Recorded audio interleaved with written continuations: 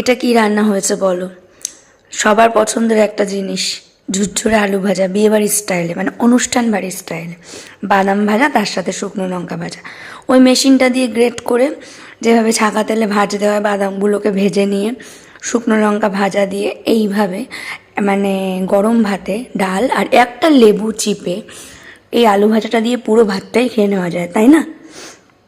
আর এটা কি বলো, এটা হচ্ছে বেগুনি বলতে পারবো না, বাট বেগুন ভাজাটাকে বোটা সমেত রেখে এটাকে একটু বেসনে ডুবিয়ে তারপরে ভাজা হচ্ছে। এটা কিন্তু খুব ভালো লাগে খেতে।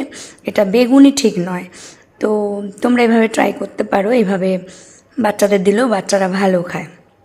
তো এই বেগুনিটা বেশ এটা বেগুনি নয়, বেগুন ভাজাই, বাট এটাকে বেসনে ডিপ করে তারপরে ভাজা হচ্ছে। তো কেমন লাগলো বলো, সাবস্ক্রাইব করো কিন্তু।